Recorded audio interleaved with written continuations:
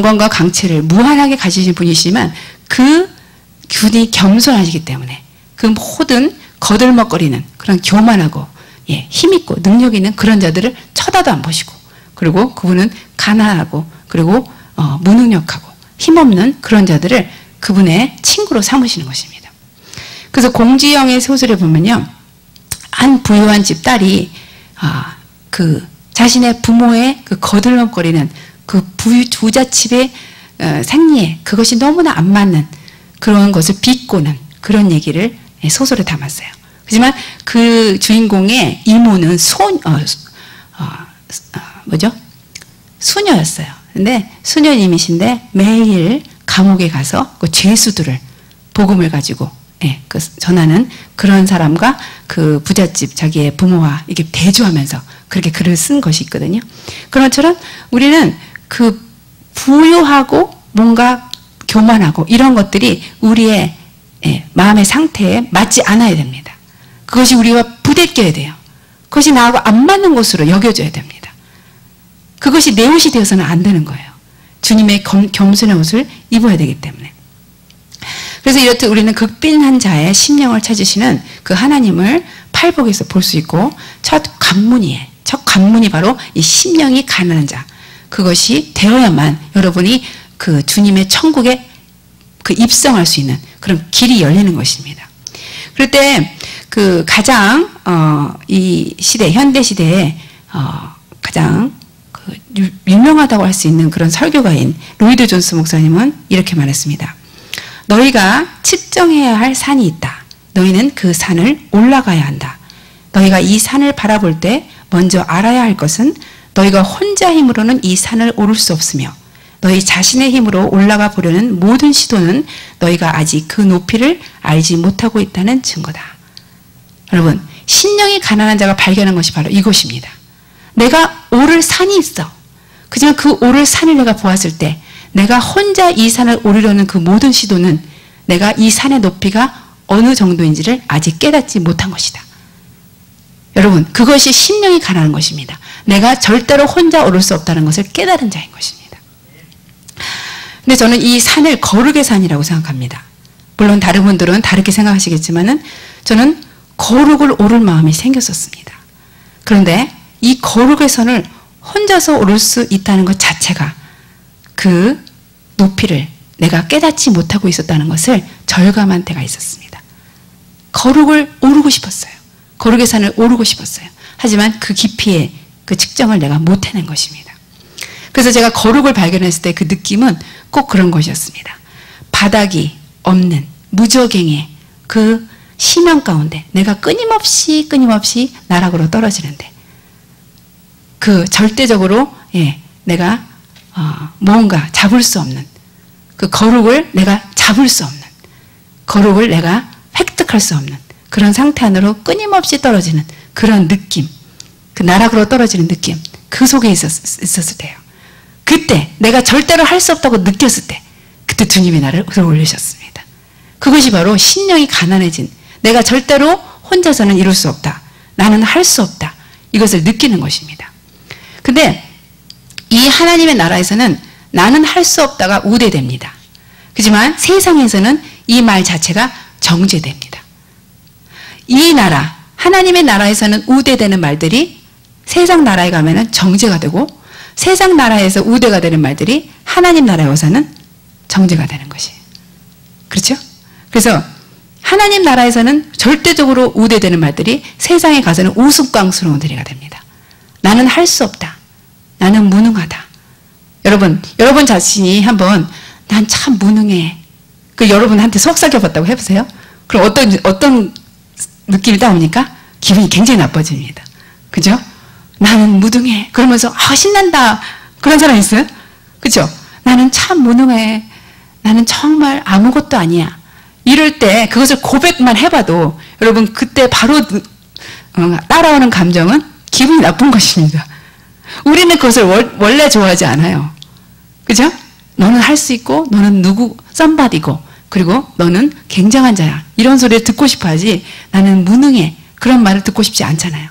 그렇기 때문에 성경은 참 그 오리무중인 것 같고, 그 안으로 들어가 힘든 것입니다.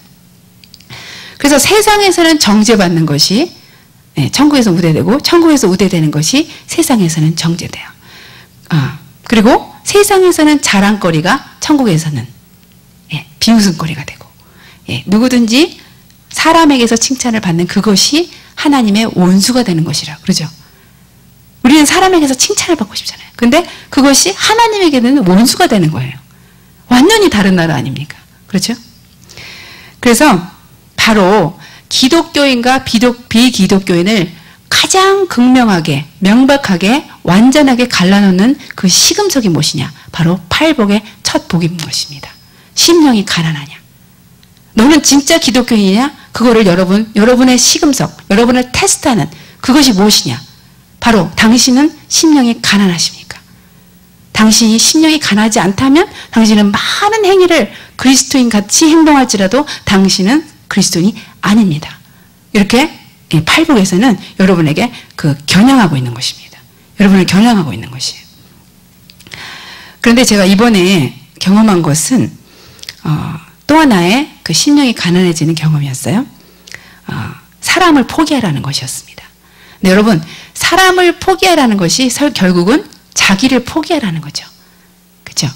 근데 제가요, 이 자기 포기가 나를 극도로 가난하게 만든다는 것을 알면서도 그것이 너무 힘든 거예요. 왜냐면 내가 사람을 포기하면 그만큼 나는 비어지는 것 같고 그만큼 나는 아무것도 아닌, 그래서 나는 그것을 너무 원하지 않고 싫어하고 그곳으로 가고 싶지 않은 그런 내 심령을 발견하는 것이었습니다. 그래서 왜냐면 그 심령 안으로 들어가면 결국 내가 사람을 포기하게 되면 나는 거절받는 것 같고 버림받는 것 같고 나는 원치 않는 것 같고 그리고 나는 수치스러워지는 것 같고 결국은 무엇까지 가냐면 우리가 가장 힘들어하는 우리 안에 있는 가장 큰 괴물, 열등감이 얼굴을 들기 때문에 여러분 안에 웅크리고 있는 가장 큰 괴물이 무엇인지 아십니까? 바로 열등감입니다. 그리고 우리는 그 열등감이 한 번도 얼굴을 내밀길 원치 않습니다.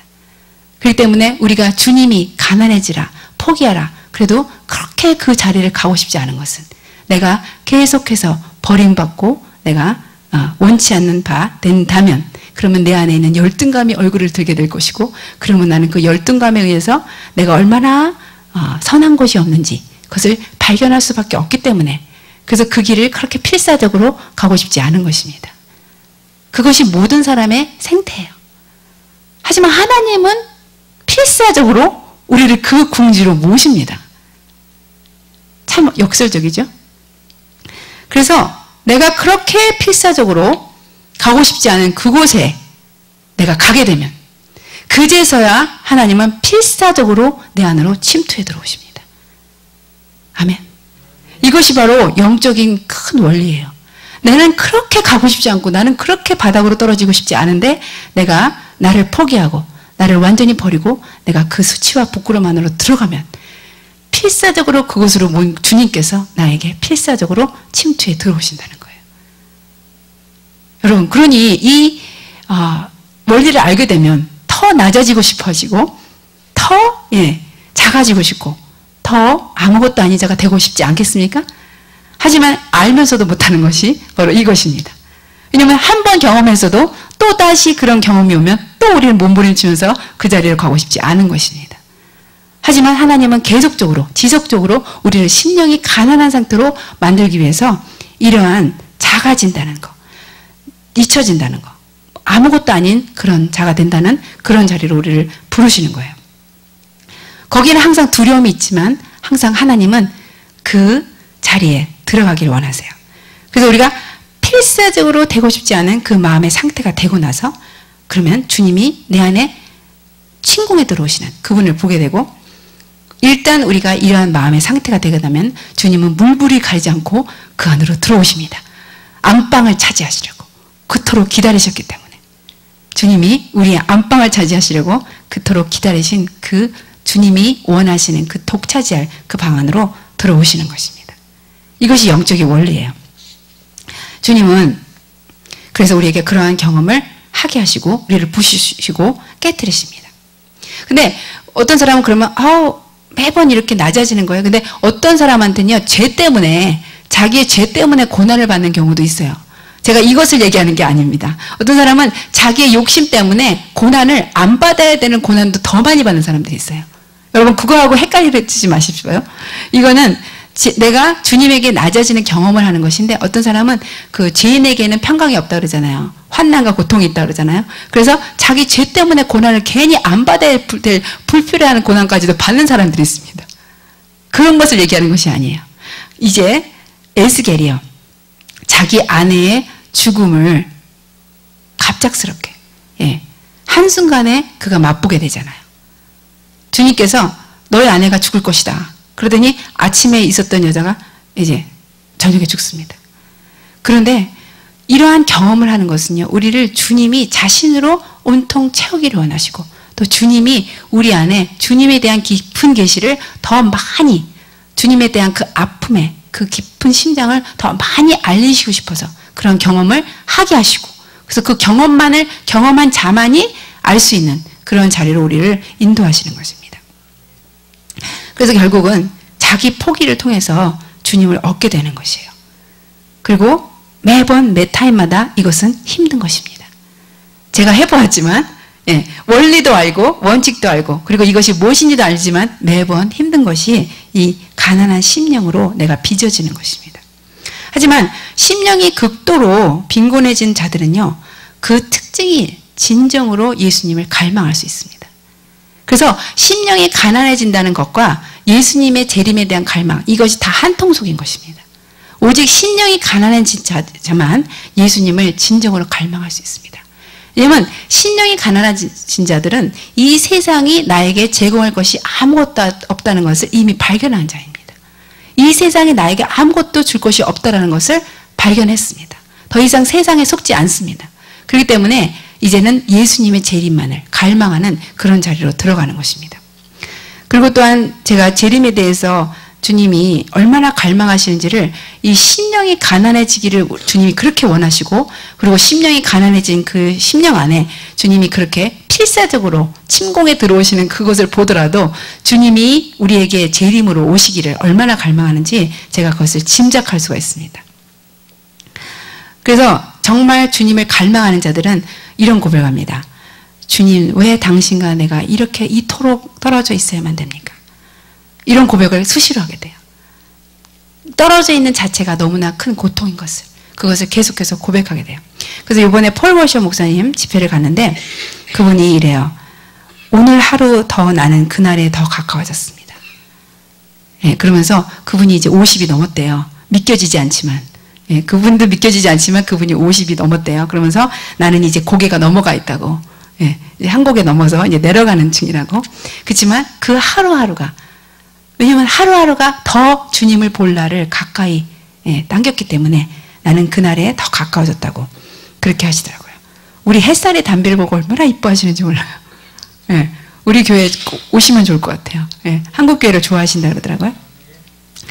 그래서요, 이렇게 우리는 그 심령이 가난한 자들을 하나님이 좋아한다는 걸 알게 되고, 그리고 그 심령 안으로 들어가기를 애쓰시고 그거를 환영하시는 여러분이 되기 원합니다. 이 원리를 알게 되면 모든 것을 표조이로 그 정말 순수한 기쁨으로 여길 수 있을 것입니다. 그래서 브레난 매닝의 책에서 한 자매가요, 누가복음을 다 읽고 나서 소감을 말하는데 이렇게 하더래요. 하나님이란 분은 참 시시콜콜한 사람들을 좋아하시네요. 여러분, 어떤 사람이 불신자가 그냥 성경을 읽은 거예요. 그래서 누가복음을 다 읽고 나서 소감이, 참 하나님이란 분은 시시콜콜한 사람들을 참 좋아하시네요. 바로 그것입니다. 왜 하필 나 같은 사람을 좋아하실까? 왜 이렇게 나 같은 사람에게 매력을 느끼실까? 세상 사람들은 인기 있고 능력 있고 반짝반짝하는 사람들을 좋아하는데 왜 주님은 우리 같은 그런 별 볼품 없고 내걸 만한 것도 없는 그러한 사람들을 좋아하실까? 왜냐하면 그분은 이들 겸손한 자들을 신부로 칭하시기를 기뻐하시기 때문입니다. 세상에서는 져버렸고, 세상에서는 마지널하지만 하나님께서는 플립플랍 돼서, 업사이드 다운 돼서 주님에게는 그분에게 가장 귀한 펄 같은 존재, 그분의 뷸라 같은 존재가 되는 것입니다. 그래서 이렇게 주님을 사랑을 경험하게 되면은 우리가 이제 새롭게 눈을 뜨게 돼요. 근데 한